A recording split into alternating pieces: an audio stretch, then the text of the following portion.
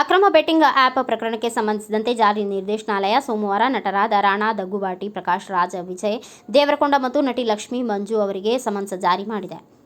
July 23ರಂದು ವಿಚಾರಣೆಗೆ ಹಾಜರಾಗುವಂತೆ ನಟ ದಗ್ಗುಬಾಟಿ ಅವರಿಗೆ ತಿಳಿಸಲಾಗಿದೆ. ಜುಲೈ 30ರಂದು ಪ್ರಕಾಶ್ ರಾಜ್, ಆಗಸ್ಟ್ 6ರಂದು ದೇವರಕೊಂಡ ಮತ್ತು ಆಗಸ್ಟ್ 13ರಂದು ಮಂಜು ಅವರನ್ನು ವಿಚಾರಣೆಗೆ ಹಾಜರಾಗುವಂತೆ ತಿಳಿಸಲಾಗಿದೆ. ಹಿಂದೆ ಸೈಬರಾಬಾದ್ ಪೊಲೀಸರು ಹೈದರಾಬಾದ್ನಲ್ಲಿ ದಾಖಲಿಸಿದ ಎಫ್ಐಆರ್ ಆಧರಿಸಿ ತನಿಖಾ ಸಂಸ್ಥೆಯು ಈ ಪ್ರಕರಣದಲ್ಲಿ 29 ಸೆಲೆಬ್ರಿಟಿಗಳ ವಿರುದ್ಧ ಪ್ರಕರಣ ದಾಖಲಿಸಿತ್ತು.